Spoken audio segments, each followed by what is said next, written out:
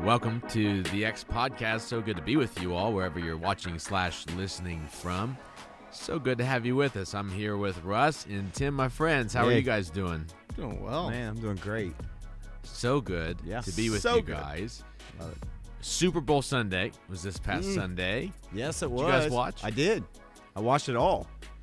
Did you watch it? Quiet there, from that Russell? side of the table. I did it. Russell, You did didn't you watch watch the that? Super Bowl? I know. Oh. Listen. This is the first time in my life that I remember not watching it. Oh. I didn't. I got knee deep, waist deep, shoulder deep in a project over the weekend and that night. This is the first time in 2021 you didn't watch the Super Bowl? You didn't watch the Super Bowl? No, the first time in my life. Okay. First time in my life I did not watch the Super Bowl. Wow. Okay. So I did. I watched it. I watched all of it. I got a little distracted. We were at a friend's house, but I was trying to watch the commercials. There were some really good commercials this year. I thought they were good, too. I did, too. I thought they were better than previous Which I was years. a little worried because all the companies were saying they weren't going to air commercials and spend money on different, like donate really? it or something like that. like But Budweiser for the first time. I thought it was still entertaining.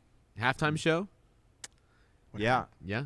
What'd you think? I liked it. I heard it got a lot of bad press. Mixed reviews in our very house. mixed review. In your house? Yeah. I liked the weekend, and I liked the setup in my mind just from a theatric standpoint. Yeah. I thought was better than ever because Better than ever. I do because Ew. it's just because most of the time it's all portable rollout on the stage, and there's just limited stuff they can do. Whereas I just thought from a lighting standpoint and some of the stuff they did. Now, okay, the actual content and having I looked at it and I was like, are those the characters from Star Wars behind him? You know, with the little red beady eyes. Remember the little things I didn't in the like it. that was a little weird. So I look at it almost, okay, entertain me. That's my posture. And so I think that there's a lot of people that get really intense with it, but I thought it was fine. Like, I liked the new camera. Yeah. Thing, the 8K or whatever it is. Just the one oh you mean the super the clear, footage, like there's a whole new footage looked amazing. Yeah, so that was cool. I liked some of the stuff. You like he the did with handheld camera when he went back in the I mirror? like the you like that where like he's the holding it? fireworks. But other than that, some of the memes that came out of that were pretty funny. my favorite all-time halftime show. Oh geez, I don't know. Oh my gosh, I liked. You're not allowed to say Janet Justin Jackson. Timberlake. I'm Coldplay. joking. Did you I'm just say joking. Janet Jackson? That's what I said you're not allowed to say that. Okay. I don't know. I knew somebody was going to say something about that. Speaking of people getting passionate about stuff, though, like you're right, because like when Adam Levine, remember the sweater scandal of whatever year that was, where he wore some sort of Argyle weird colored, and people the internet broke over it. But I loved his. I loved Bruno Mars was by far the best. Bruno for Mars me. was good. That's 2014. I can't remember. Yeah, that's 2014. But so good. I remember that. Michael You were Jackson's just throwing out classic. a year that's not. No, I promise that was 2014. Was it really? My memory is weird. I I had just know. moved to Atlanta. You didn't even remember to watch the Super Bowl this year. No, I remembered it, and I chose to remember not to. All right. Well, let me back out because today we actually do have a topic. I know What? that's surprising. I thought we were going to talk football. I thought you wanted to talk about Tom Brady. I want to. But Can I ask Tom you Brady and something? Tampa Go ahead. Bay. What's your favorite episode so far? Of our podcast. Wow. Oh, man. I really liked. I like the saucy ones where we kind of get into it a little You bit. didn't like the wings with the sauces? I actually Did you say was that's about to saucy? say that, but our microphones were screwing up that whole podcast. So I Speaking of didn't microphones, like we that. got some new microphones here. Sexy new microphones. Updated a little They're bit. awesome. Hopefully they're better sounding. I'm having a hard time. I feel like I'm talking in a different voice because these are different. But you get used to your certain setup. My favorite, I think, was the one on the Capitol. Yeah, That was my favorite. I enjoyed that. So what about you? I wasn't expecting the question in return. Yeah, I I like the rich pastors one too. that one was fun. Yeah. I'm kind of like you. The spicy ones. So the vaccine was that was vaccine fun. was fun. Yeah, got some hate. Yeah. and, but that was fun. I think it's the vaccine one because I just like the controversy for some reason that it caused. Whatever. Yeah, That was good. fun. I think I like that one too. Well, today I was actually. It piggybacks off the Super Bowl, but I want to zoom out into maybe not everybody different who sport? watches the Super Bowl or likes, sports. Russ. Only 2/3 of us at this table like sports and watch the Super hey, Bowl. listen. Yeah, Okay, so there was two different, and this stems from sports, but stay with me. I think it's a bigger picture thing that even almost piggybacks off of last week's conversation. So I was thinking about Tom Brady, and I was thinking about this team that they'd assembled, that somehow their first year together just came together, the chemistry, the cohesiveness, the humility, the way that they played It was incredible. And they win a world championship their first year together. The first year that whole entire coaching staff was together, brand new quarterback, brought in a whole bunch of different players in a year where there's a lot of uncertainty and that none of these players are familiar with. That's incredible. What an incredible feat. Is that Tom Brady? Like, have we settled the whole Tom Brady, Bill Belichick? No, you're talking about Joey Nappernack. No, not him. Do we settle that whole debate? Like, which one was more important? It's clear now. Can't we say it was Tom Brady? Tom Brady's more important than Bill Belichick. But you see how that's an aside. You see that, and then I was listening to a local sports show. Again, if you're not a sports person, just stay with me. This isn't a sports podcast, but I want to back out. The local hockey team, the professional hockey team, Columbus Blue Jackets, they just pulled off this huge trade. They traded one of their star guys for a star guy that was causing some problems in Winnipeg, and he came to Columbus. So let me frame it this way. Columbus has a coach who's won Stanley Cups before in different big media areas. He's a great coach, been around for a long time, well-established, John Tortorella. If you want to get on the podcast, John, we'd love to have you. Yeah. But we'll talk sports then. We'll talk sports with you. And culture with you. In Canada, probably. You said Steve Tortellini's from Winnipeg? Yes. Listen, exactly. So a new star guy comes in, established coach locally. 3 days into the trade, like his third day with the team, benches Patrick Laine, the star player, in the third period. Benched him before the end of the second period and for the entire third period. For on and off the ice issues. Or was it the fourth quarter, Russ? You know which one it was? This was the eighth inning, and right about the time. How many periods are there in hockey? Yeah. What color is the hockey puck? Hey, listen, that's a trick question. Okay. I think black. All right, sorry. Go ahead. So, is there a swimming pool under the ice? Yes. Okay. Well, benches the star player. Yep. Okay. Listening to the radio show, the local radio show, and the host is going off about how the coach had no right to bench the star player and needs to treat him differently than the rest of the team because we need to make him happy and we want him to want to stay in Columbus. I might have heard them talking about that actually on the local sports radio station. Now that I think about it, because I think they connected it to football, and they said similarly, should the quarterback get special treatment on a football team, right? Because they're so important. Like even within the team, not talking about the NFL, but within the team. That was and the for question. me, I think the huge contrast between what we saw with Tom Brady, the Buccaneers in the Super Bowl, this team that's really come together with cohesiveness, the Columbus Blue Jackets, the team that has all the talent in the world, even traded to get more talent, and there seems to be some dysfunction, is how they deal with entitlement. And I think that that's the topic that I would love to flesh out with you guys today and talk through, because it's not just a sports problem. It's a society problem. It's a culture problem. I actually think it's even a generational problem coming up, the generations that are coming of age these days. Why is that?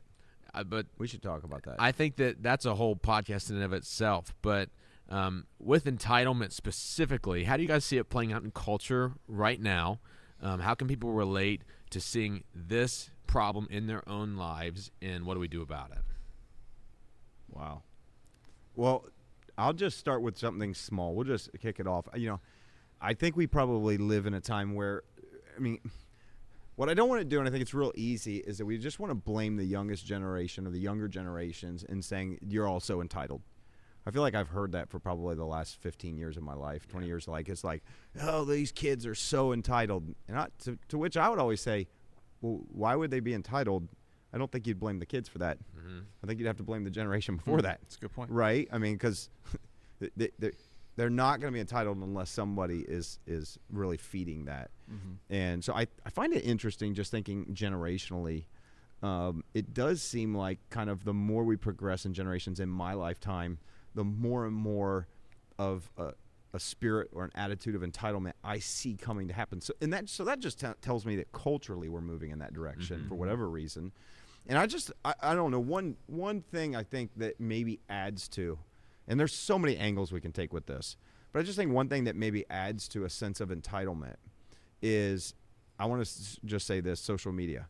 Because here's why. I think that now everybody has a voice in social media, and there's even I feel like it creeps into where now I have a voice, so I just feel like there's a sense of power that comes with that. Yeah, and I have a platform. I have a platform, and just the way we interact with each other, I think sometimes an entitled spirit comes through. Like, you owe me. I mean, really, when you think about entitled, right? Just a basic definition would probably be that you have inherent rights to be treated special. Yes. That's kind of like a basic definition.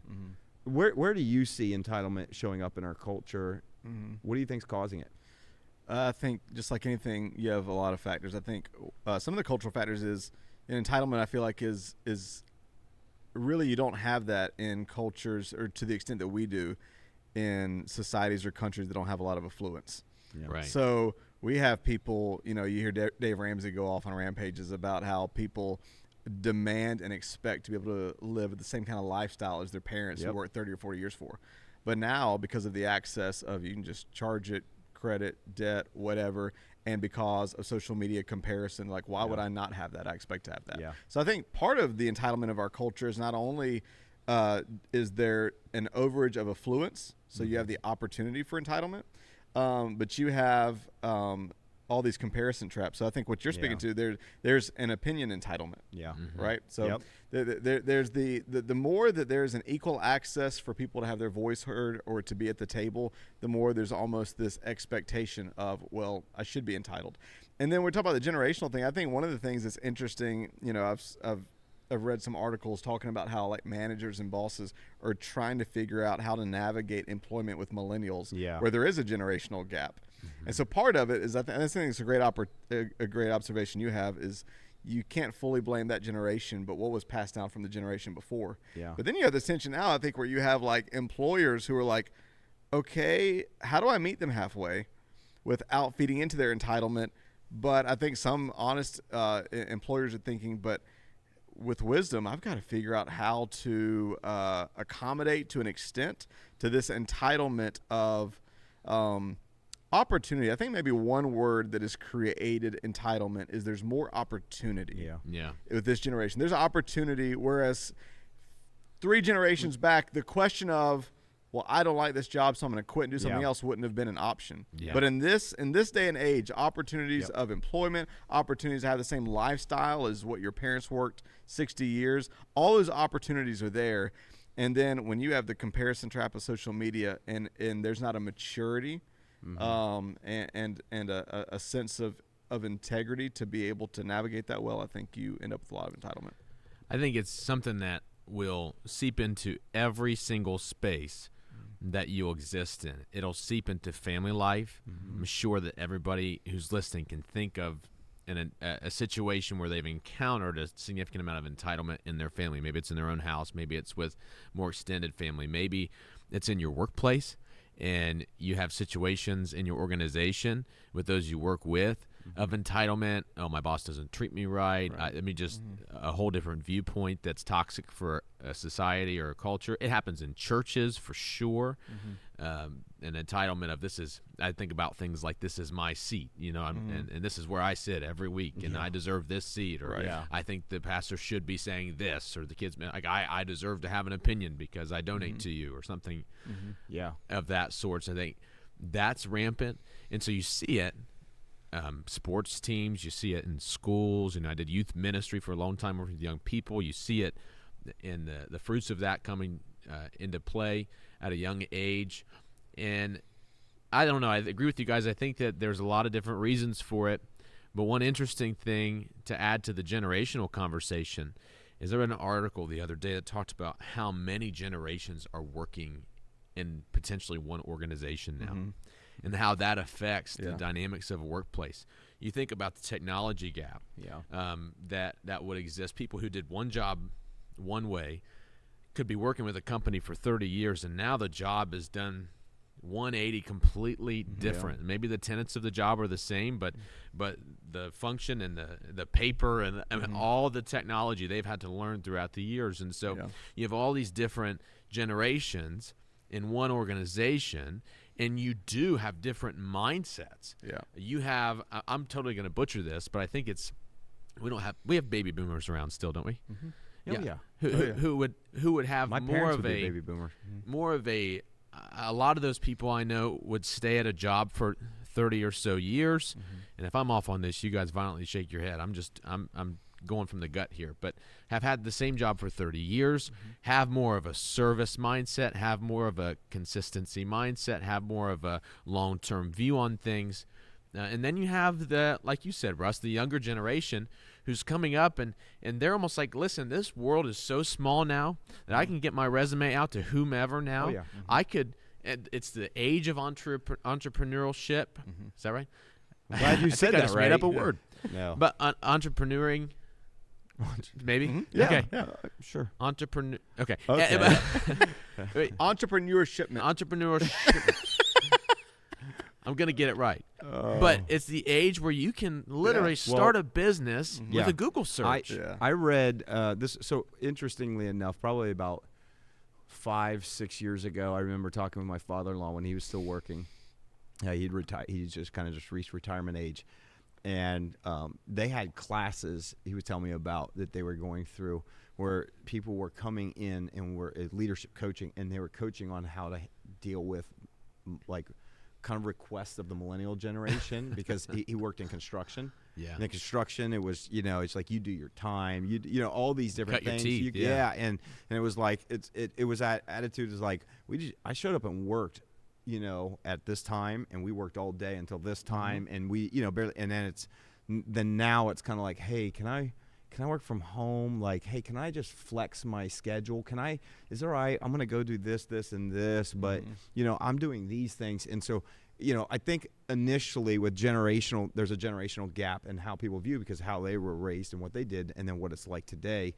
And so there was a butting of heads. But then a lot of this leadership conversation was like, you can do this, but you're going to lose. Yeah. Eventually you're going to lose because that is going to be the largest workforce is the millennial generation right now currently. And there is so much opportunity, like what you said.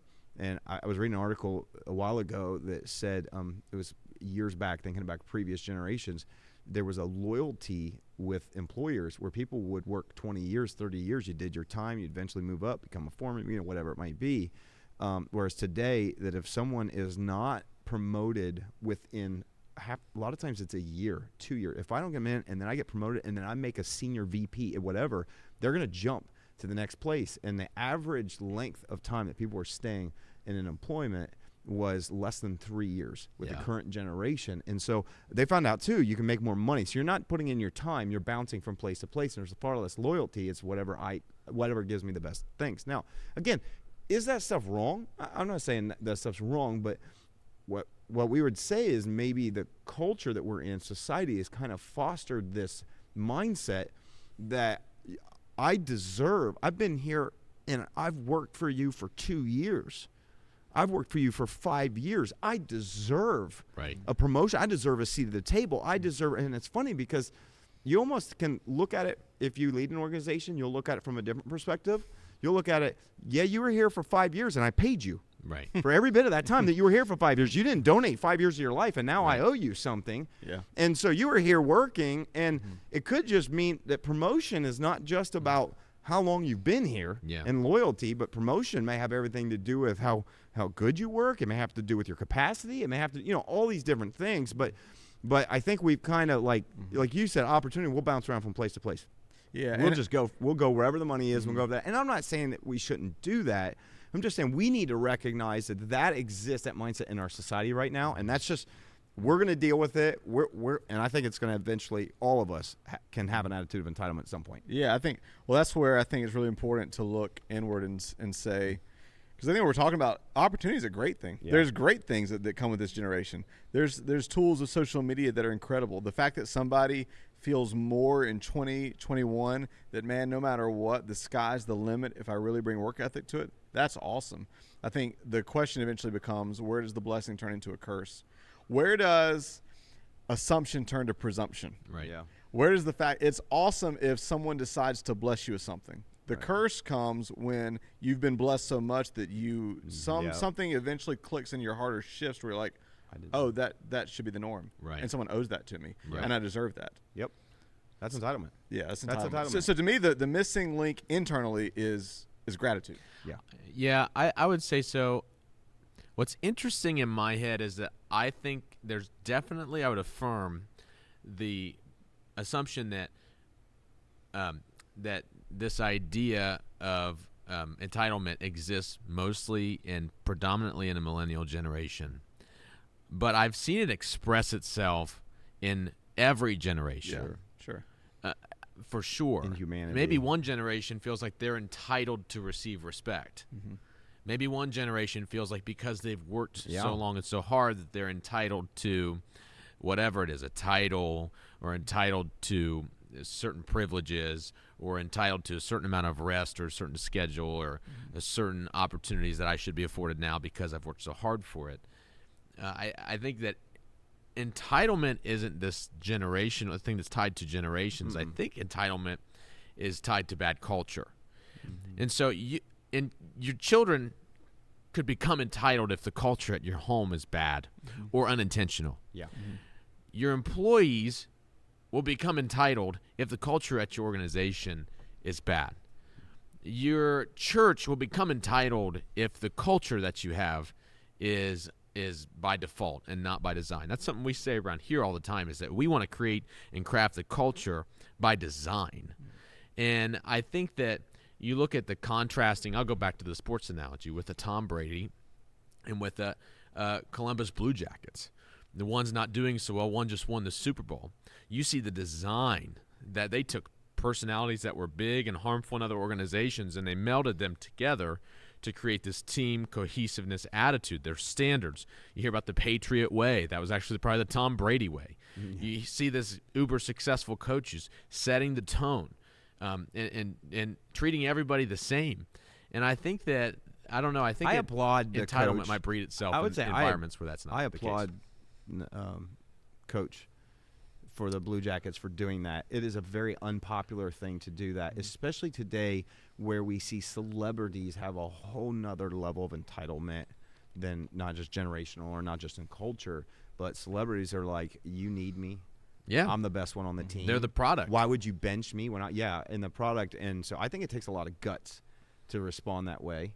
And, you mentioned, I think, again, when I think if the millennial generation seems to be more entitled, I feel like that's only because, would be my generation. I'm just over the millennial. And How old are you? I'm 38.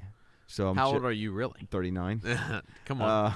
I'm 30, Come again? I'm 39. Okay. I've been 39 for a couple years, just a few. Just and so I'm just barely into the Gen X, but I would say it was our culture. So if you follow generations, I study generations a lot. I would love to do a podcast just talking about the uniqueness of each generation, actually dissecting it and how it complements and how it works together. But Generation X, they were kind of one of the first generations that really grew up in broken homes. Mm-hmm. They were one of the first generations because, you had the generation before them, baby boomers. Or was it the boomers? No, it's the baby boomers, right? It was boomers, then baby boomers. After World War II, I think, was the initial. Well, I think that's when they said we're the baby boomers. Mm-hmm. So it must have been before that was the boomers. But you have that, because that would be my parents. And you have that generation that, before then, you didn't get a divorce even if your marriage was awful. You just stuck it out. Like, that's what you did. It was just expected, cultural expectation. And then you started to see, though, that a lot of them would. So kids in my generation were first really collectively across our country growing up in broken homes. Yeah. They were growing up with the distrust of the government. They were growing up with all the stuff that was going on in Vietnam. They were growing up in this kind of environment. And because of it, you had my generation that was working so hard for achievement because they were not getting kind of like the love and that, because they came from like broken homes and situations. Mm-hmm. And one of the things I've heard people say before as parents that I think when I hear it, it's one of those platitudes that sounds so noble, but I think is so destructive in creating entitlement with your kids, is because we didn't have a whole lot of money growing up. And so what I'll hear some parents say that kind of came from my generation, because I agree with, like you said, affluence, is they'll say, well, I want to give my kid everything I never had. Yeah. I've heard that many a times. Well, I want to give my kids every opportunity that I never had. And we didn't have money for this, and we didn't have this. I'm going to make sure that my kids' childhood, I'm going to make sure that they have everything. And so while that sounds incredible and it sounds loving, and what's amazing is what happened was that my generation, Generation X, they took that posture because of the home life they grew up in. And because they did that, they turned around with their kids and they invested. There was no more. The Gen X invested more energy into their kids than any of the previous generations. Absolutely. Their kids were their life. Yeah. So and you can see that from that there was this boom of what sports, young kids sports happen, and I'm going to take my kids to every sport. I'm going to do this and travel ball and all that became. It came to life. Why? Because Generation X, almost reaction to the childhood they had, turned around and said, I'm doing the opposite with my kids, and so I will finance a lifestyle. Yeah. I will buy them. Listen, I never had good shoes in school. Like, I remember even in high school, it's like kids had Air Jordans, and it was like, oh, I would love to have Air Jordans. I don't have Air Jordans, and so you have like kangaroos or I don't know. It was like shoes like I never had good clothes. So a lot of people sometimes that had that, their mindset is, I'm never going to let my kid go through that. Yeah. But that's not necessarily bad. No, it's not necessarily bad. But what I'm saying is that not every expression of it is harmful. No. And yes, there are extremes. But I'm saying that if that turns into, let me just say it. Let me preface this. I'm glad you said that. If that turns into an attitude where I will never tell my kid no. Right. And that happens a lot. They will never go without. It's not that they go without. Well, it's that if they say, hey, Mom, Dad, can I have this new pair of shoes? Because, let me jump on top of what you're saying. Yeah. Because I feel like you're that generation that wanted those, and your parents got it for you. And so that's why. So I think this is good. Are you saying that's why you think he's entitled? Yeah, we represent these two different generations. And so why don't we discuss this? So should I get your parents on the phone and ask them? I think no. You were going to say something. Yeah, I want you to hear. Combat it. Let's go. I think you're going to have, the good, bad, and the ugly, and the reactions from every generational shift, generation to generation. You're going to see. Hey, here's some of the good things that we passed on. Here are some of the harmful things that we passed on. And there's going to be a reaction to my generation and our kids. My gosh, I'm already seeing how I'm poisoning my children. But there's going to be reactions, and so you learn those things over time. But I think that entitlement, in a way, like I see, maybe it's, I don't know if it's entitlement as much as it might be pride. Yeah. When you saying, I'm going to give my kids everything I never had. There is. Well, that's pride for. Well, let me say, hold on. Person saying. There's some compassion in there. Sure. I think in the most healthiest expression, that's a really compassionate thing. Sure.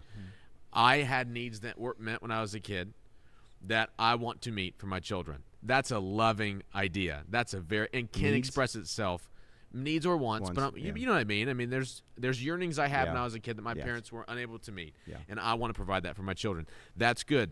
The shift of going, so in response to that, what need didn't get met in me, I'm going to idolize my children and fear their opinion of me and make sure they're my best friend all the time, and I'll give them everything they want. Those, in my mind, are the healthy extreme, unhealthy extreme, and most people in every generation can flow in and out of both. So you're probably going to hear a conversation like this and go, yeah, I've done that. Maybe I screwed up my kids. We've all done things that are unhealthy expressions. I think it's learning to yes, because I mean, I wanted to make sure that my kids have an incredible childhood. It isn't. So I said on the front end, it's one of the most noble. Your kids played travel soccer. I said my daughter played travel soccer. Yeah. Absolutely. So why are you downing it to everybody? I'm not downing it. I instead did of not. Soccer. I was just telling you what happened. Yelling at everybody for being in travel sports. Do you think my daughter attended church too? Okay. So do you think on a generational, and I have a thought on just the different layers of entitlement, but on a generational point for a moment, do you think one of the things that is fed into it is the work reward principle has been broken? Yes. And what I mean, and I think that could be participation trophies. I mean, as I'm sitting here, I'm thinking about it on a ton of levels. I mean, there's participation trophies. Like, I'm going to give you this. I think of even what you're describing. There might be parents that I'm going to give you everything that I never had. But if there's not also mixed in with grace and love and compassion, if there's not also a responsible okay, there's going to be a teaching of whether it's through chores or whether it's through, I love what Dave Ramsey said. I'm never going to be that person who says when I'm a parent. But I love the thought of what he says they did with his kids of, hey, for everything you save, I'll match. I call it the Dave 501 fund. Yeah. But through whether it's, parenting as an overreactionary measure from a previous generation, or through participation trophies, or even through, I heard Simon Sinek, one of those leadership gurus, talk about through the dopamine, all the opportunities for dopamine hits. Yeah. I heard Donald Miller, I was listening to him the other day, and he said, you can tell the effectiveness of your life and your future, and this may sound intense, by how you measure and how you manage your dopamine rewards through the day. So if when you get up in the morning, if the first thing you do is reward yourself with a dopamine hit of social media, he said that's a small thing that could tell a big thing. Yeah. And we're in a society where dopamine hits through social media, through whether it's underage, through all these different mechanisms, break the work reward principle that only feeds into entitlement. Yeah. But I think the only thing I would say, like I love what you were saying earlier about a culture thing. I think my only nuance I would put in it is as I think it's under several different microcosms. I think there's the macrocosm of culture, that every generation is different, but I think it is hard to argue that this particular generation, a lot of historians would say, there is an unprecedented level of yes. I want to ask you a question in the middle of that thought. How much of this conversation do you think stems from last week's conversation, episode 16, about self? A lot. And so how would you connect the two as you're about to go into the before you move on from the macro culture's problem at its core? Yeah. You think about entitlement as probably another way to say focus on self, focus on meeting only my needs. So well, because a self-centeredness will be the natural result of a spirit of entitlement. Or you could say maybe a spirit of entitlement would be the natural result of self being on the throne. Yeah. Because self-entitlement never thinks about how can I serve others. It thinks about what is due me. Yeah. I mean, one of the beauties of being free of a spirit of entitlement is I'm not focused on me. I'm not focused on, well, wait, they didn't meet my needs. They didn't do this. They didn't do that. I'm focused on, no, I'm just grateful to be in the room. How can I serve? So, but I think there's several factors that I think for whether you're 90 years old or 9 years old, you should think about. First off, I think it's wise to consider what generation you're a part of and what have been the different things that may be normal to you.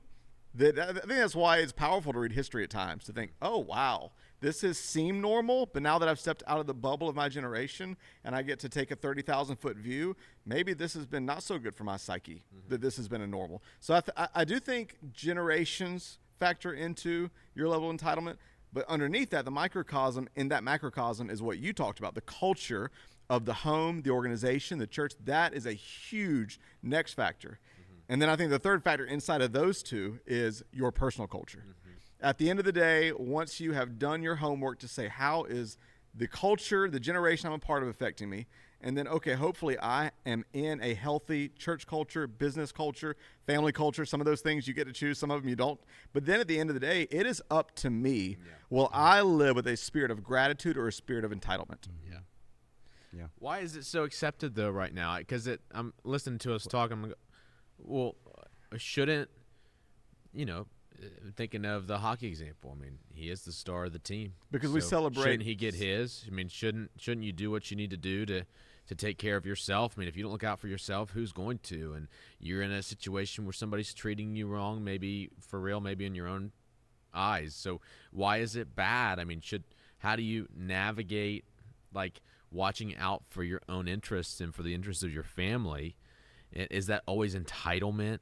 Is that always this cultural curse that we just happen to wander into? Or is there a way to balance the two? How would you flesh that out? Yeah, I think that's a great question, because I think there's ditches on every side. There's the ditch of I'm going to have no self-worth. I love what John Maxwell says. You teach people how to treat you. Yeah. So there can be a quiet humility and confidence without entitlement that also says, okay, but I have enough self-respect that in my relationships, I'm going to be really clear on what I think is unhealthy and toxic in the dynamic of interpersonal work, interpersonal relationships, and to say, and when it comes down to that work, I think one of the only great litmus tests is your own motives. Yeah. And and hopefully one of the reasons we do all these conversations and we talk about Enneagram and all the things we talk about is a growing self-awareness that only I know is me wanting to go down this road motivated by pride, or is it motivated by no, I have enough healthy self-respect plus respect for relational dynamics that I want to approach this. And I think, to me, I've snuck it in there a couple times, but I think the cure for a spirit of entitlement, a great way to measure your level of entitlement is to measure your level of thankfulness. Yeah. I believe that entitlement begins where gratitude ends. And I think a spirit of entitlement can only take up the shape of the space that thankfulness should be in my heart. No, I agree. I want to throw it to you, because the first thing that comes to my mind is, I bet you we all struggle with intense feelings of entitlement, whether we like to admit it or not. And so how do you realize I might be operating in a way that would come across as entitled, and I don't want to be that person? So how can we grow in our self-awareness when it comes to avoiding that, or making a more positive influence on the spaces we see ourselves in?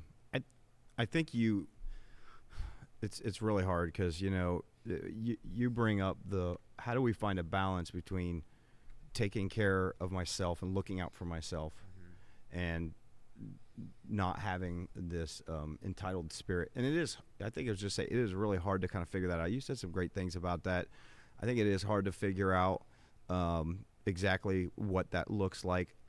All I know is that the model that we're given is to have, like Paul said to the church in Philippi, he said, have the same mindset as that of Christ Jesus, who, though equal with God, did not consider equality with God something to be grasped or held on to, but he took on the nature of a servant. He was made in human form. He humbled himself, became obedient to death, even death on a cross. And then it says, because of that God exalted him to the highest place and gave him the name that is above every name. And that whole passage. And so it's like, if that is to be my mindset, I said, then that should be what permeates everything that I do. Now, there's a line. The line to me, and I think it's hard, because we go, okay, well, how much narcissism is okay, because I really should care about myself, versus this. And I think I don't know. I think that's kind of the wrong way to look at it. I feel like if I'm a follower of Jesus, I want to go, okay, that's my mindset. Now, on the same token, like, you should be able to recognize if you're in a place where it is toxic, where you're being taken advantage of. I think the challenge is today, we've seen this, is that it's gotten so hard to even figure out. It's like people are like, you're taking advantage of me. Wait a minute. You mean because I'm asking you to be here at a certain time, and because I'm going to pay you for every hour, and based on that clock? That's the problem, is that we've gotten to a point where we've sunk down into this spot where it's like, if I have to come into the office and I have to work 8 hours that day, I'm being taken advantage of, because I should be able to work some from home and be over here at this and do that. And I think we've blurred the lines a lot from, like, I'm working in a really toxic place where I have a boss who just yells at me all the time and cusses me out, and they expect me to do stuff without whatever, and they're manipulative. It's manipulative. Like, I understand. One thing, like we need to have, and this is where it is. We need to have the emotional maturity to say, I can recognize that, and like you said, I have enough respect for myself to see that and go, I feel like that's not a healthy place. There's a difference between that, and that's, I feel like, is where the lines are blurred. I feel like it is so confusing today when you have a generation, and I just don't feel like it's only millennial generation or the one after it, because I raised my kids are really, it's weird because I was so young on the Gen X one. My kids are kind of millennial, kind of not. They're kind of in Gen Z or the next generation based on their age. And so I just think that's the scary part. When you get to the part where you can't see it, and then you confuse it with, I'm being mistreated. I'll give you a great example, and if you got one. Jesus shared a parable one time he said there was a vineyard worker. Yes. You were thinking about this one. Yeah, I love this about the whole day. He shared this parable of a vineyard worker who goes to hire a bunch of people who are just sitting around. They have nothing to do. They're standing around. They're waiting for work. And he goes and hires somebody at, say, 9 in the morning, hires somebody else at 12, he hires somebody else at 3, and then hires somebody else at 5 o'clock. and and the work goes till 6. Let's just say they say the 11th hour in some translations. And everyone that he talks to, he says, hey, I'll give you a day's wage. I'll give you a silver coin. I'll give you this much if you do a day's wage. And he says that to all of them. They all go work. It's time to pay up. The person who worked 1 hour, who showed up at 5 o'clock and they blew the whistle and they pay everybody at 6 o'clock, shows up and they get a denarius, I think it was, or whatever the amount was. I can't remember. But they get the full. And on through all the way down to the person that got hired at 9 in the morning or whatever who got the exact same amount. And they're livid. I worked for you all day long, and here this person worked 1 hour, and this is all I got? And the manager, the manager of it says, "Wait, what do you mean this is unfair? I asked you if you want to work for a full day's wage, and I paid you what I said I'd pay you. Mm-hmm. You have a problem with my mercy. Mm-hmm. You have a problem with my grace that I could bless that person because you didn't." And it's really a comparison. That's not fair. His ending phrase was, "Are you offended by my generosity?" Yeah. and that's and I feel like that speaks of, and I think this can cross any generational boundary. That speaks of a mindset that we can have where we see somebody else get something. This goes back to the comparison, and I should be getting that. Why should you be getting that? Yeah. Well, I've been at this company longer. I've done this. I did what they asked. Yeah, but how do you? They might have the skill. They may have brought more. They might sell more than you. They might do this, and because of that, and that's, I feel like, is the dangerous part. When or they might have personally. met a different need at a different time. Or they might have. I think that's a really incredible illustration of that. And when I think about companies with the best culture, because I also think entitlement can exist from people who manage companies, people who are more in a CEO type seat. When you feel like people are entitled to work for you or people are entitled to their job, that never breeds a healthy workplace culture. And so often, we always say around here that, as the leader goes, so everybody else goes. Right. And so we want to model the things that we want to see out of people. And so everything seems to have roots at the top of an organization. So if there's entitlement running wild in your organization, it's probably smart to look at the culture of the top and to see the decision makers and the bosses and the managers and what is being created. But I think that there's so much value and there's so much potential for your life to completely turn around when you do the work of searching your heart for any amount of entitlement that may be expressing itself through you. And I've said that word a lot, expressing, but I mean it. I think that this is one of those things that will come to light in different ways in your life. And actually one of the ways that my relationship with Jesus and starting one and accepting him into my heart has completely changed me. And I'd be interested to see what you guys would have to add to this, because the first thing that I realized was how I felt like my needs weren't being met from people in my life, and how God, through his son Jesus and through everything that he did for me, met every single one of my needs. And so no longer did I feel like, well, they're not going to see my need, and so I need to take care of myself because I can't trust anybody to take care of me, because everybody's just thinking about themselves. It doesn't matter if it's the people that are closest to you. It doesn't matter if it's people that you work with. Everybody's thinking about themselves.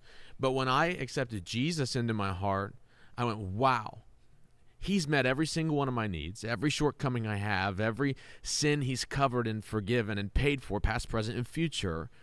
And then you think about how much he loves you. When you receive that, and when you think, wow, he cares, if he'll care for the sparrow, and if he cares for the flowers, and if he cares about those things, how much more would he care for me? And I think that there's something super foundational about understanding that you are not in charge of your own needs and releasing that. And so how does that play out? I'm trying to think, because there's a lot of great things you said in there. I mean, part of what I'm hearing from you, just even relationally, is the expectation gap. That anger comes from unmet expectations. Right. And so it's that balance between looking to other people to fill what only God can fill, but then also the other ditch of arrogance and hyper independence that says I don't need anything from anybody. And how can I live in a space in between? And I want to piggyback on something you said about leadership, because I think Jesus said, don't lead as those in the world lead, where you lord it over people. And so I think one of the ways to crucify entitlement the higher you go in leadership is to realize that the higher you go in leadership, at the end of the day, the whole point is that's just the greater opportunity you have to serve more people. Yeah. One of the things we say around here, because one of our values is that servant leadership is our position. In our church framework we don't call them volunteers, we call them servant leaders. Because when Jesus was the most powerful person in the room, he didn't say, okay, now that I'm powerful, come here and meet my needs. Yeah. He got on his hands and knees and he washed the feet of his disciples. The greatest leader served the most. I heard Hillsong was talking about people that it's this big global church, that people that come in that immediately want stage light and they said, here we hand out towels, not titles. And I like that. That's good. We gotta throw that into our stage. Yeah, we needed that one. Towels, not titles. Go wash someone's feet. And a title brings entitlement. Yeah, we used to literally wash people's feet in the Catholic Church. By the way, you really? Oh, yeah. Oh, from old school Pentecostal traditions. Back in the we had in the 80s. Can we have a foot washing service? No. Can we do that? Let's do that Sunday. We'll talk about it later. But I think, I love that parable. I'm angry that you stole it. Just kidding. I love it. I'm just crazy because I was thinking about sharing that same parable. Well, I just feel like I was I'll give you a different entitled one. to share it, and then you stole it. So, Oh man. but I love that because one of the phrases, Where was it found?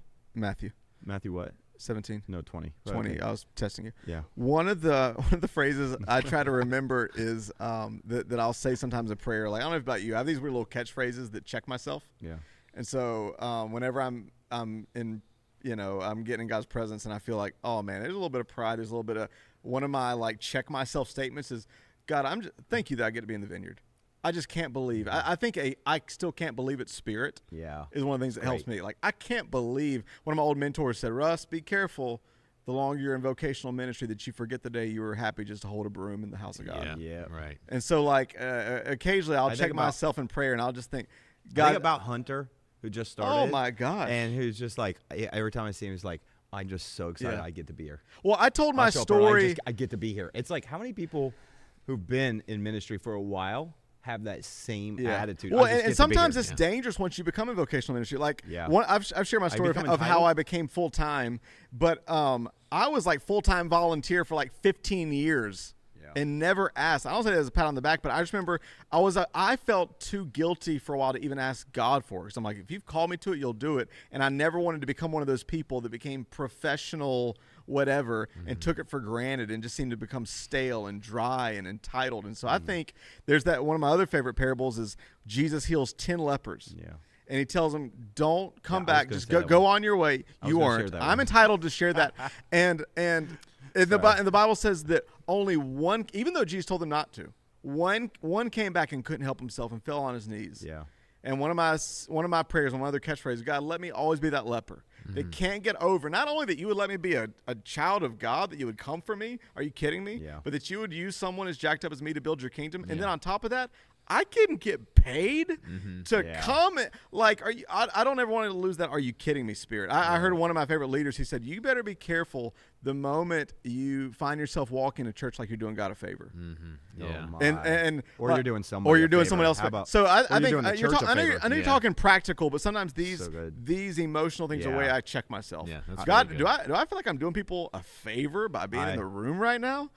I love that. And one other phrase that I think is helpful, we've thrown it out there that I think is that the word "owe," because entitlement is when you feel like something's owed to you. And I was thinking about this morning. There's this book I read about 15 years ago by Andy Stanley. You may remember this one, called "It Came from Within," and it talks about all the things that make your heart toxic. I think he rebranded it to like enemies of the heart or invaders of the heart. But he talks about the 4 things that will make your personal culture, your personal heart toxic are greed, anger, guilt, and jealousy. And all of them center around that word "owe." That jealousy, ironically, is God owes me. Why would he give you that but not me? Guilt is I owe you. Greed is I owe me, and anger is you owe me. And I think entitlement is when I finally get to the place where I feel like the world owes me. Yeah. Like, I think there can even be an entitlement in life. Like, how easy is it to take for granted the fact that I'm one of the small minority of human beings in the history of the world that's still alive? Right.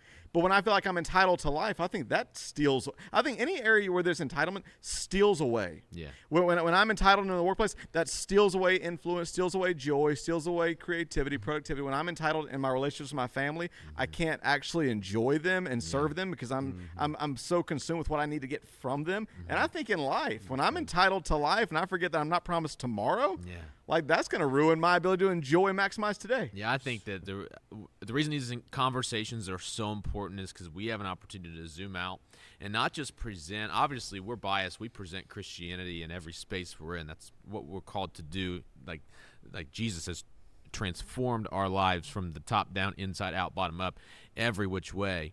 But when it comes to a spirit of entitlement, I think that more than maybe any other area of my life, has it caused me to do some sort of internal searching. And I think that it's important. The question I ask myself is, how do I exist in this world in a way that's going to impact as many people as possible? How do I exist in this world and not just stumble into the same traps that I see other people stumbling into? How do I, for example, for the sake of this conversation, how do I avoid falling into a life of entitlement? I see it express itself through when I'm parenting my kids. Sometimes I'll go home and I will have had a bad day or just feel mopey. And so what do? I'm on the phone. I'm on my phone looking at social media. Just don't really want anybody to bother me. I need to go do something to distract myself. I need to go work out, take a run, get away, whatever. And not that some of those things aren't necessary at times for like a break, but I think that the whole idea of the world revolves around me. Right. That everybody needs to meet my needs, like you said. That Christianity and the ways of Jesus offers a stark contrast to that mindset. And I think it's more than just an attitude change, but I think it's something that could change your world. I think it's something that every single day legitimately changes my view and my reactions and my behaviors on every single space that I'm in. I love what you said about God. Thank you, God. Like, what was the phrase you used? I can't believe I get to do this. I can't believe I get to do this. How does it change your life? Are you kidding me? Are you kidding me? When I walk into my house, instead of going, oh my gosh, my kids are yelling at me again for me to fix them, a dinner that I don't even have in my house because they're so specific. But going, are you kidding me, God, that I get to have these two little bundles of life that are healthy and that want me and that they'll get into yelling matches with? Are you kidding me? Thanks that I just get to be in the room, that I just get to have kids in my house. Thank you, God, for these people that maybe I don't love my job. I do love my job, but maybe you're in a situation where you don't love like your job. But thank you, God, for the people that are here. Are you kidding me? I get to be an influence on their life. Are you kidding me? I get to do a job where I interact with somebody. Are you kidding me? And I think that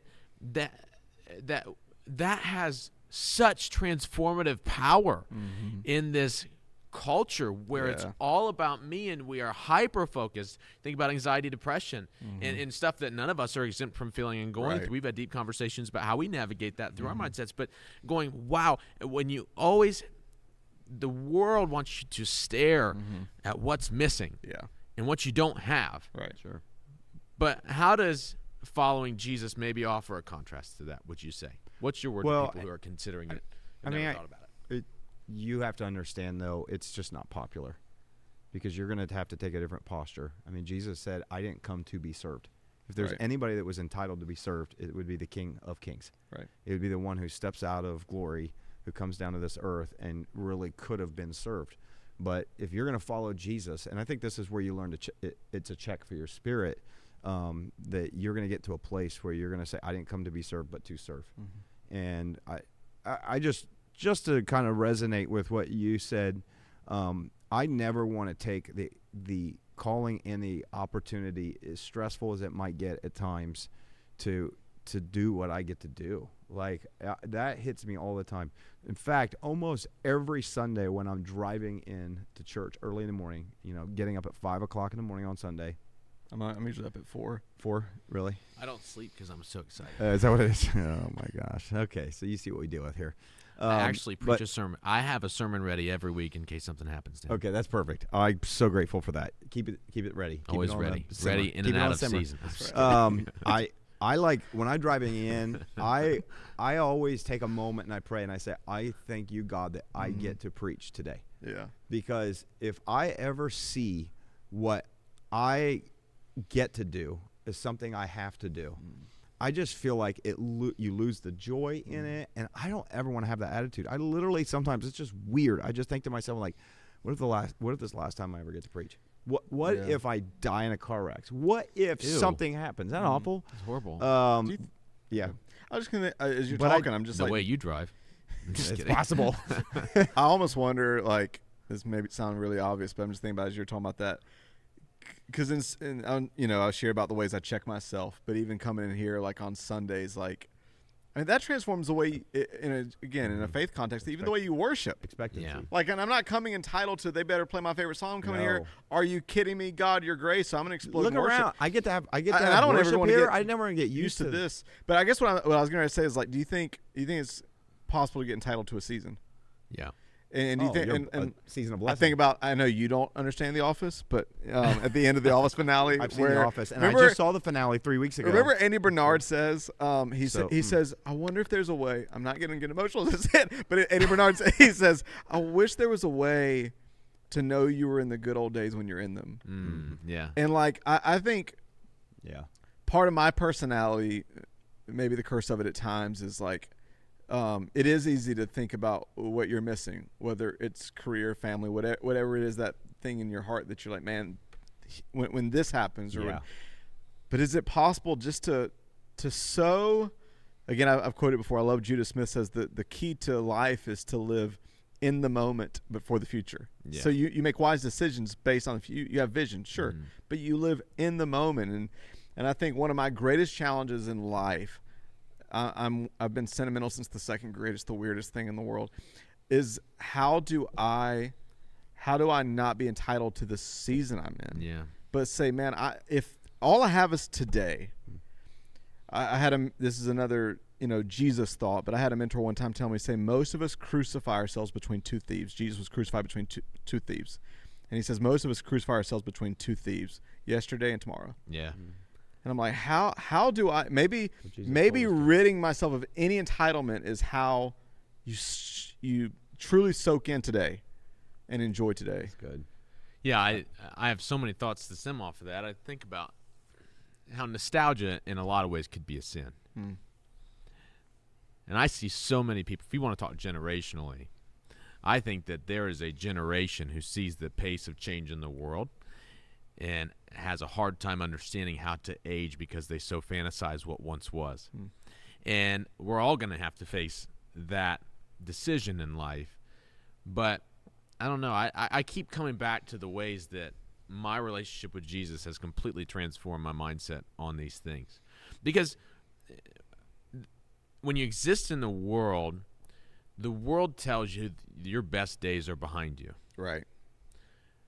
Anything from physical appearance to your career to your life to you're too old to work in this field, like you have out-aged this profession, you're not promotable anymore, to you're not people don't think about the way people look at their appearance, but that's what the world tells you. Your best days are behind you. Jesus' life with Christ tells you the best is yet to come. Yeah. Absolutely. That the best is always ahead, and that's true. And that's a truth. That's not just an opinion. That's right. That's Absolutely. our future. That's our hope. Yeah. And so that breeds a certain level of intentionality about service to other people, not just to yourself. Right. And so I would piggyback off what you said about the best antidote for entitlement would be gratitude. I would also say another great antidote would be to assume the position of serving others always. And to go, man, then we kind of talked about it last week when we talked about how to give your way out. If I feel like I have needs or expectations that aren't being met, how can I be intentional about meeting the needs and expectations of others. Yep. Not expectations as much as just serving. Yeah. And going, and how can I do that? Why can I do that? How can I trust that me serving others is going to end up good for me, and it's going to be good for my soul and good for my heart, because I know that I have a Savior who met every single need that I could ever have. And so I don't have to, something really special comes in the culture of your life, in the culture of your heart, when you no longer worry about whether or not anybody truly loves you and wants what's best for you. And when that is met for you, I just think it's transformative. Oh, it is. I want to piggyback off your ending of last week of what you were talking about, the give your way out, because I think that's such a powerful principle, that whole Proverbs, he who refreshes another will himself be refreshed. It reminded me, my last Thanksgiving in Atlanta, we did this big Thanksgiving event at the church, and I lived right on the hill, and I was not looking forward to it. I was in the worst mood, and I think I even like the thought that entitlement can even form the mood that you're in, and how you can be entitled with generosity. Is not just a time thing, it's also an emotion thing. Yeah. And I had made up my mind, I do not want to go to this. I'm going to try to just go through, get in line. Like, I just felt it was a tough season. But I just did not want to go. And then I was showering right beforehand, and just the thought hit me, I'll blame it on God. I don't know. What if I make a game and a challenge out of tonight to, in the next hour and a half, go in there as if I'm happy and see how many circles or individuals I can get into conversation with and encourage the heck out of them, and just breathe life into them. And so I was like, all right, challenge accepted. Yeah. So I did it, and afterwards I felt like a brand new person. I called a buddy on the other side of the country. He literally, his first words were, I don't remember the last time I've heard your voice sound this full. And I was just like, that is so true, that you really can give your way out. And so I think gratitude, and maybe this is also how you'd phrase serving others, gratitude and humility will enable you to do this. But one simple thought, this is, I know I'm a quote person, but when it comes to the areas in our life we tend to take for granted, because I think that could be another fuel to entitlement, is you take it for granted. I'm entitled to this job. I'm entitled to this family. And I love it. Craig Rochelle always says, what's taken for granted will eventually be taken away. But when you think about the job, when you think about the family, when you think about the individual, when you think about your health, when you think about all the things that you feel entitled to, there's this line by G.K. Chesterton that has always haunted me, but also encouraged me. He said, the way to truly love something is to realize it could be lost. And I think about, I think about it with my family. I think about that with my parents. I think about that with, man, like on the most, even in the dream job like this, you're still dealing with people, and you're still in the real world. You're still on a broken planet. There's going to be frustrations. But, oh man, the thought of, unless God is your timing, like, I wouldn't want to lose this for the world. I wouldn't want to lose the relationships that matter most. And I just think what maybe a healthy elixir for entitlement, to realize that it could be lost. And I think that's such a beautiful place to be. And so many people succumb to the speed of life in our society that it's really easy to not ever get that deep in your emotion, and to not ever weigh, man, what does this mean to me? What would it mean to me if I lost it? Taking people for granted. I love that thought. So for you, how do you see, I think the interesting play on this is people, while I say a life with Christ might transform the way you view entitlement, I often see entitlement most in the church. And so I was just wondering, doing ministry for years, as you give me the shoulder shrug of disagreement, how you would say that entitlement, how about this? Why is that you think you see it mostly in the church? Is that because you work in the church and you're around it all the time and that's what you see? No. I don't know that I would say I think that it sticks out like a sore thumb in the church. Well, that I might would be true say because of the that it sticks out when you walk in and you say, I don't like that song, I don't like that song, I don't like that song, and I thought the message was meh. I don't like the way he talks. Sure. I think I see that in people who maybe give with wrong intentions. I think you see it because you also see the contrast in the church, and you don't see that in the world. To me, I think that's why it's so visible. No, I agree. Because That's you're why seeing a contrast of like a different different type of spirit that a lot of people carry when they say, I'm going to carry with me the mindset of Christ. And I'm here to worship, and I don't make Sunday about me. Yeah. And I make Sunday about him, and I make Sunday about coming into a gathering with other people to worship God, to receive from him. And that I think you get a lot of that. And then when you see the other side, I think it just stands out. I think the contrast between what's in the church and what's in the world is you don't ever get that other model. You don't get a model where you see, hey, if you're going to be this high up in your organization, you should serve. I mean, servant leadership has become a huge topic now. Jesus started it thousands of years ago. Yeah. People are just now catching on to it because there are people who have modeled after Jesus. So I just think I don't think it's any more prevalent in the church than it is outside. I just think it's more visible to us because we see a better example in others. And the hard part is when you hear people talking like that, like I made a donation to the church one time, therefore I'm owed this seat at the table. To go, man, that mindset is robbing you of so much joy. Yeah. And that a place, I don't know, I think that you have to get real. And joy oftentimes is our responsibility to cultivate in every setting. I mean, we're all given a certain plot of figurative land in the world to cultivate our own lifestyle. And, of course, there's outside circumstances, but to go, man, how much joy are you missing out on if a place where God is working and God is trying to move, where you're walking in and criticizing this and criticizing that and criticizing that, and you have the opportunity to experience joy and you haven't been? I just don't know if you have anything. Oh, yeah. Well, entitlement just shrinks your spirit. It shrinks you because you can't have joy if you're focused on what's wrong and what's owed you. Timothy Keller has this beautiful book called The Art and the Freedom of Self-Forgetfulness. We talk about childlikeness. And an entitled spirit is not a childlike spirit, it's an aged spirit.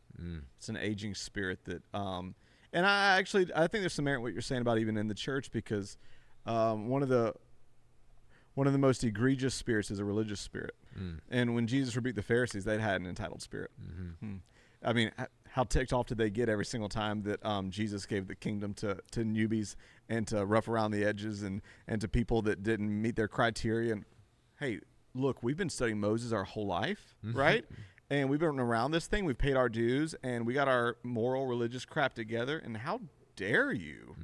We've been in the vineyard for 50 years. And so I do think I think there's some parallels to church to everywhere else. I mean, longevity, if you're not careful, can always creep into entitlement. I've been here this long, therefore this is owed. When people start giving to a church, people don't give to an organization. So that's something specific and unique to a church. Sometimes if people don't understand the heart of generosity, God loves a cheerful giver, not an entitled giver. And that when you give, you're not giving to get, you're getting to give. And that you're giving just out of, God, I can't believe your grace, and so my natural response is generosity. The antithesis, the opposite of that, is I give, so I think my voice should count. So I do think that I've heard it said before that church is the safest and the most dangerous place to be. Because when spirituality turns religious, it can go from life-giving to life-draining. And it can go from, I mean, Paul said it this way, the letter kills, but the spirit gives life. We're going through curriculum right now to make sure that everything we do is born from something that's life-giving and authentic and genuine, and that literally has and looks nothing to do like religion. Do you have anything to add?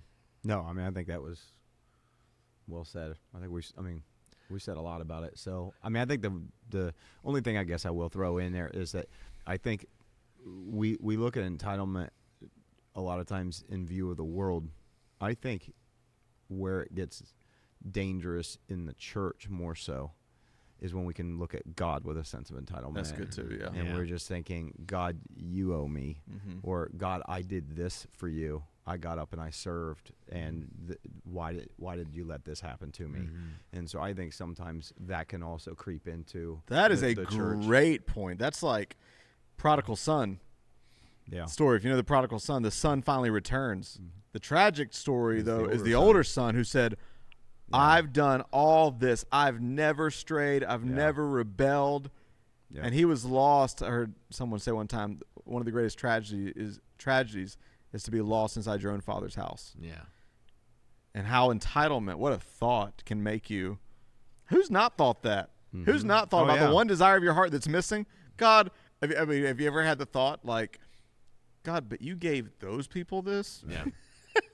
Well, I think if we go back to it, it seems absurd if we'd ever get to a point where we say, God, you owe me. Oh. But we do. Yeah. All the time. But we think that way. And I just, the thing I just come back to, and because I want to say this for anybody that's watching or listening, you know, it's easy for us to kind of talk about culture, like, yeah, we see this and parents who do this and this, and not ever look in a mirror. And the reality is all of us can live with a level of entitlement, myself included. Yep. So I feel like we did a lot of talking, it sounds like, about someone else and not ourselves. And I just think it is something we have to combat, especially when we live in a culture or society where it's full of it and it becomes the norm, and it's the normative way to talk. And as you get kind of shielded in this like language of I'm just trying to take care of myself, that it's a deception that we can fall into. And I just think some of the litmus test that you can really check your own spirit and say, how do I know if I'm living entitled? A few things I just would say is, if you can't celebrate other people's successes, to me that's a real big indication that you have an entitled spirit. Yeah. If you can't look at what somebody else gets and say, I'm proud of you, or I'm just that, but there's something inside of you can't, probably because you're comparing yourself and saying, if they got that, why didn't I get this? Yeah. So I think that's one of them. I think another one is, if you find yourself, and that you may not even see it this way, but if you find yourself constantly living with a discontent life, if you're always discontent, just in general, my house is never good enough, my car is never nice enough, and we just never get to go on nice vacations like they get to go on, and it's just we never have enough. And I always, if you just kind of have a constant discontent spirit, I feel like, we talked about gratitude, but I think it's also recognizing I'm discontent in life, and it's probably because I'm feeling like something's owed to me. Yeah. And the counter to that is when you can say, thank God that I have a home, and there's a lot of people that don't. And thank God that I have my family is here and they're safe. Thank God, you know what I mean. And so I think a discontent life is one. I think also when you get to the point when you have an entitled spirit, every broken situation you'll go through, you will think is someone else's fault. Yes. Yeah. I think every time you go through something where it's hard, every time you go through something, you're always looking for someone to blame. Yeah. Why do we look for someone to blame? It's because what we're really saying inside is somebody owes me. Yep. You owe me. God owes me. The society owes me. My government owes me. Yeah. Anytime somebody owes you something, That's another conversation. I know, but that's, and so I think these are, I think those to me are just some real practical things. Like in my mind, I'm just going, because I don't want us to leave this conversation with, it's somebody else, without me being able to go through that, some of those things and go, man, that's me sometimes. Yeah. And so if that is, and you ever find yourself in that creeping in, that's to me the first sign of an entitled spirit. And that's not the way we want to carry ourselves. And that is not the way Jesus carried himself. That's great. I think it's spot on what you said. And I just thank you guys both for just always bringing these thoughts to our conversation, and just the vulnerability too that each of you kind of bring to the forefront. And just a reminder for everybody that these conversations are just that. They're conversations that we're trying to have to present different viewpoints. And if you're listening for somebody else, then we might challenge you and say that might not be the reason to listen. Listen for yourself. Listen for your own. Listen so you can shape your heart. And a lot of what we want to bring to the table are things that will block the arteries that flow life to your heart. Entitlement is something that will cut off the flow of joy, the flow of life, the flow of contentment, fulfillment to your most vital part of yourself. That's what it will do. thinking about only yourself, it will just shut off the veins and put this spiritual, emotional tourniquet over, so it will never get to where it needs to go. And so our heart for you is that you'd experience life in a way that you have only yearned and maybe never even put into words. And that's what we believe is in Christ. And when you put your heart in him, when you put your life, you surrender everything to him, that's what you'll find. Life to the full. And that's our hope for you. That's our prayer for you. And if you're in a spot where you think, man, my heart just feels bogged down with all of the things you said. It's hard for me to celebrate anybody else. It's hard for me to feel appreciated at my job. It's hard for me to serve my family, my kids, because I don't feel like my needs have been met. And this is something intrinsically with you. Here's the good news that it says in Jeremiah that God can replace a heart of stone with a heart of flesh. And that God is not beyond and above just completely transforming you from the inside out. And so if that's something and you'd say, that's me, that's where I'm at today, we just want to offer hope for you, and that doesn't where you have to stay. That's not where you have to sit. And that just with a surrender of who you are, that God can replace something inside of you that can change everything. So we'd love to hear from you. As always, you can email podcast@thex.church. You can like us on Spotify. You can share the podcast. You can share our YouTube video. You can you can subscribe on YouTube. Subscribe on Apple Podcasts. Reviews if you like it. Review it. That actually helps get Please rate. Please rate. Please review. Tell a friend. We'd love to hear what But only if you're going to rate with 5 stars. And also we do this so that you could share these podcasts with people who don't necessarily believe in Jesus Christianity. This is an open forum, a conversation. So we'd love to hear feedback from people like that if you're out there. So we love you all. Thanks for listening. Thanks for watching. We'll see you next week.